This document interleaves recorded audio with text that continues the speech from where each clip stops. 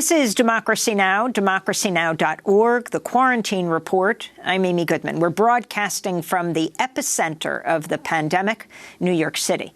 Grocery stores have become one of the front lines of the coronavirus pandemic, with store workers and gig economy shoppers often working without protection as demand for groceries soars and millions of Americans stay home.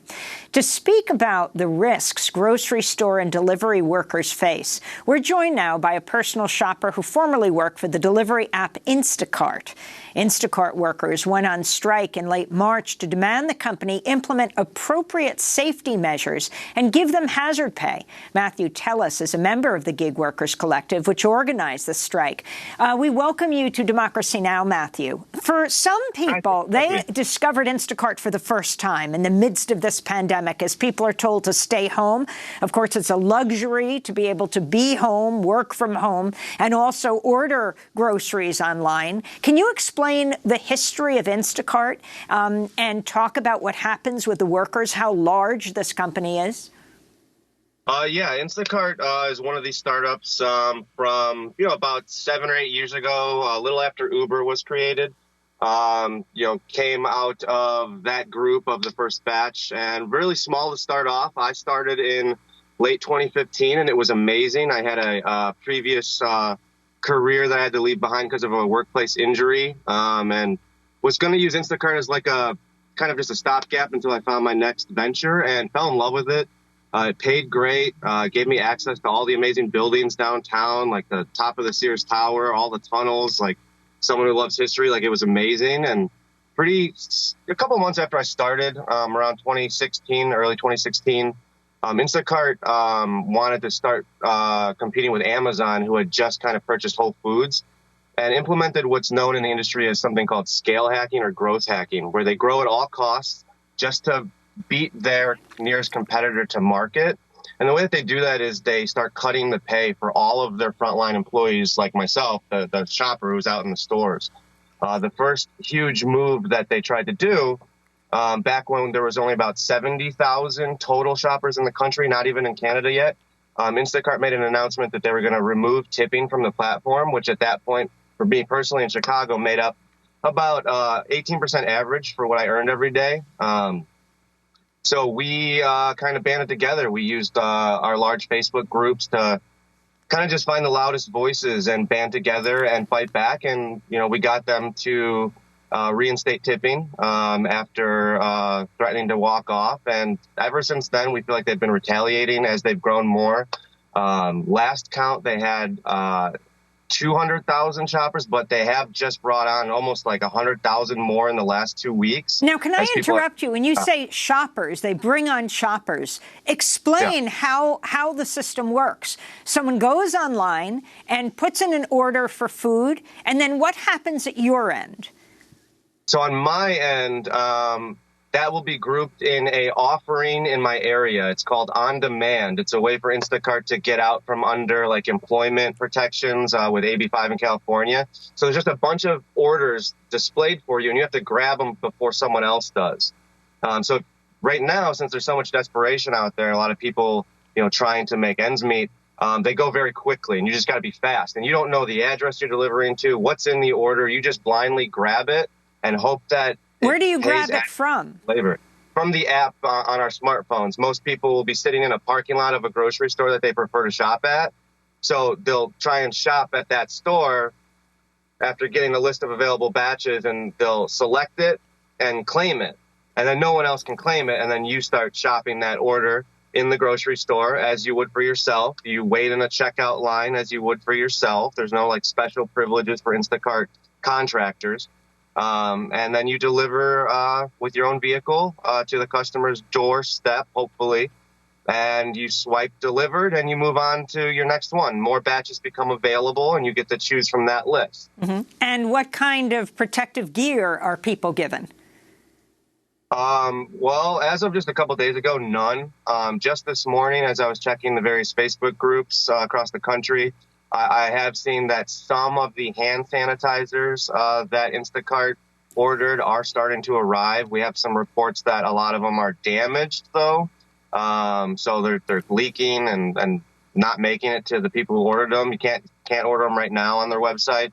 And we haven't seen any of the safety kits they created actually arrive yet. I actually have a pre-order out for one just to see if it ever arrives. At this point, after 4+ years of fighting Instacart, I don't believe anything they say until I can see it, touch it, and actually like experience it. So I don't even know if those exist. Instacart PR is telling a lot of the media that, they're doing all these great things, and they're just empty words to a lot of people like me. Sorry, go ahead. You talked about tipping and how it was removed, now it's put back. Can you talk about what's happening now? How people use tipping to make sure that, they can somehow get an order not a month from now, and what actually happens to those tips? Yeah, so there's obviously a huge history with tipping in Instacart, but this is actually a problem that was uncovered or picked up by CNN recently about tip baiting. This has been an ongoing issue with Instacart for years, where certain Facebook groups of like couponers and other people, they pass like life hacks that have actual real world ramifications for humans. And there's something going on right now where people will put their tip high on an order, which we see the tip ahead of time. So we will, they're going to pay me $100 tip to get them, 20 items at a grocery store. That's worth my time. I'll take it. But you go to the store, you shop the order, you get maybe half of it, you deliver it, and then, a half hour after delivery, you'll see that the tip was removed. So one of two things is going on. It's either tip baiting or another Instacart bug in their systems that basically handle all the financial side of how we're paid. We've had them, admit to a tip stealing bug on at least 2 or 3 occasions, and probably several more that they'll never admit to. So it's really hard to tell with no transparency within the company. It's all through black box algorithms, and really, we just got to kind of feel what's going on by crowdsourcing information via Facebook and Twitter. I wanted to ask you about a statement made by the Instacart founder and CEO, Apurva Mehta, who announced the company would bring on 300,000 additional shoppers to meet increased demand amidst the pandemic. Mehta said workers are being provided with health and safety supplies, issued a statement that said, quote, "We are also offering additional support for shoppers who may be affected by COVID-19. All in-store shoppers nationwide now have access to sick pay, an accrued benefit that can be used as paid time off if you're absent from work due to illness or injury. Additionally, any full-service or in-store shopper can receive up to 14 days of extended pay if you're diagnosed with COVID-19 or placed in individual mandatory isolation or quarantine." Again, the statement of the CEO of Instacart. Your response, Matthew, tell us. I'm like shaking with rage right now. I've said it before. If I was the governor of any state, I would put a hiring freeze on all of these apps immediately until they prove those words you just read to me, because that's not the real world application. Instacart announced they're hiring 300,000 people, 27,000 of them to your epicenter in New York, and another 50,000 to California, which is on like a complete lockdown. These new shoppers are the ones who are recently out of work, and everyone deserves a living wage. And it breaks my heart to see these new shoppers out in the stores, because I'm still out in the stores with my personal business that I was able to create over the last couple of years with a different company. And my biggest issue right now is all these new Instacart shoppers that are unprotected in the stores with their entire families a lot of times. They're really harassing the grocery store workers a lot of times. We have a lot of reports of that, and I've seen that with my own eyes. We're seeing issues where, there's issues at delivery. There's issues with safety. We have reports of Instacart asking a simple one-question hiring process of, have you been convicted of a felony in the last 7 years? If you answer no, you were immediately activated and could go shop orders using like Google Pay. So last week and 2 weeks ago, people were just getting activated and onboarded immediately. They sent an email to their customer base saying, basically, hey, we know you got laid off. You want to work for Instacart as a shopper. And everyone signed up, and they bragged about that. I have the email. It's gross. And so they just activated these new shoppers without background checks. There's even reports of down in Miami, they're hiring underage people, 16, 17 years old. And they were having issues at checkout because they didn't even have their payment cards yet or any identification, and Google Pay was failing. So they were paying for Instacart orders with their own money. And that's always been a problem to get Instacart to reimburse you for that. So we're just trying to get a bunch of information out there to these new shoppers. We're not here to police them, but like if no one's going to train them, someone has to. And, we'll do what we can in the stores or answer some questions in Facebook groups. But patience is wearing kind of thin. And, it's definitely very emotional when you're in the grocery store trying to stay safe.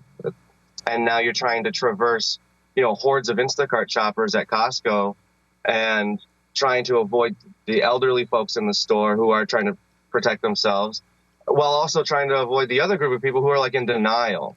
So the jobs become very, very stressful. It's not for everyone. And I don't think 8 out of the 10 people who have just been laid off should be looking at Instacart for employment. It's just not worth it. And what do you say to customers of Instacart? Some people have just discovered it for the first time during this pandemic. What kind of leverage do you think customers have to ensure that the gig workers, the people who work, the shoppers, are justly dealt with? Customers actually do have a lot of leverage. Instacart will always tell the media and customers that people like myself and the groups that I work with and organize are a vocal minority, and that's just definitely not the case.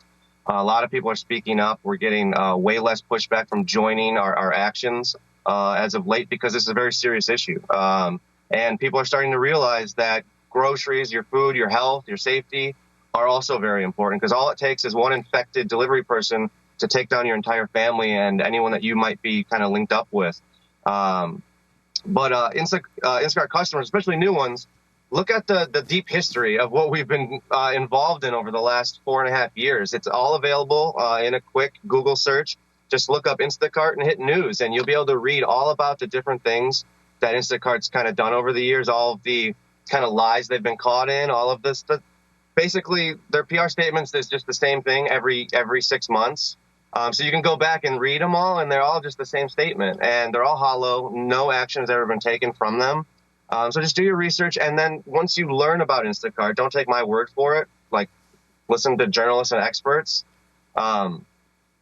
Look for alternatives. There are still some grocery stores out there that aren't tied to Instacart that have their own in-house delivery still. It's a good paying job. There's also other apps out there that are much more ethical. Me personally, I was able to link up and work closely with the founders of an app called Dumpling out of Seattle that lets me set my own rates.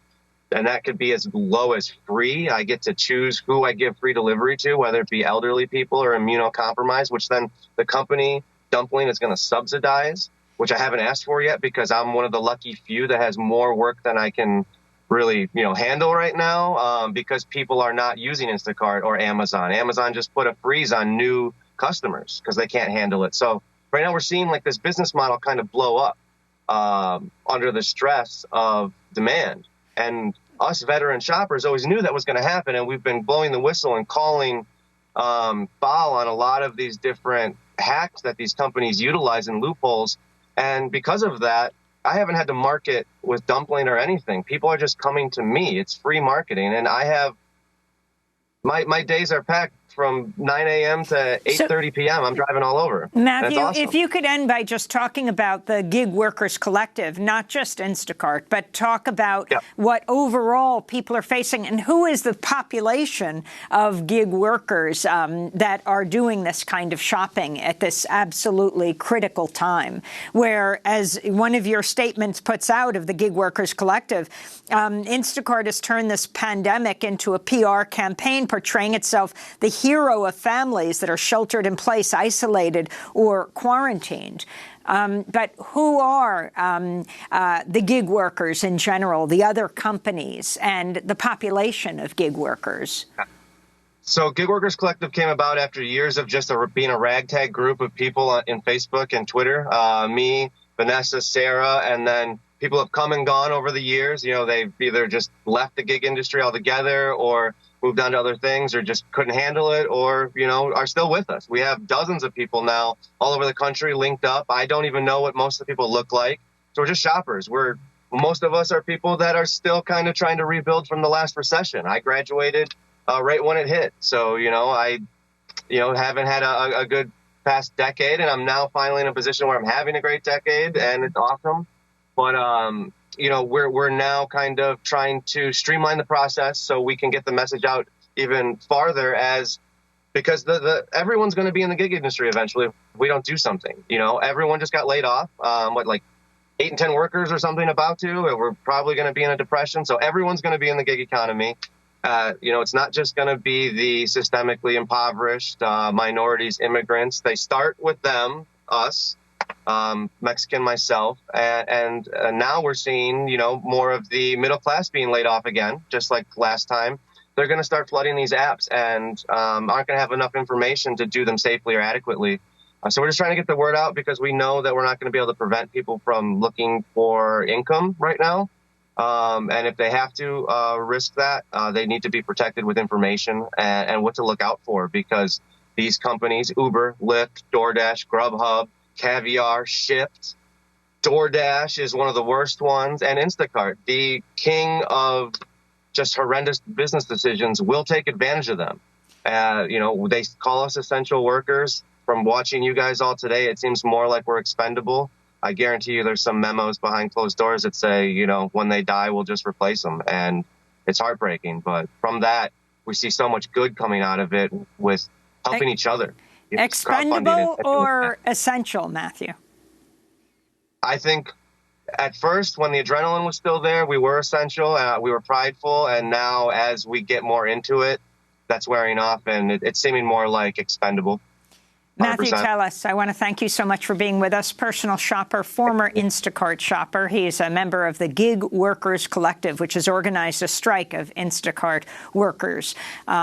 We thank you so much for being with us. This is Democracy Now!, democracynow.org, the Quarantine Report. And if you want to see our broadcast on the supply chain from the agricultural workers, the farm workers, the migrant workers, from the fields to the slaughterhouses, go to democracynow.org. I'm Amy Goodman. Thanks so much for joining us.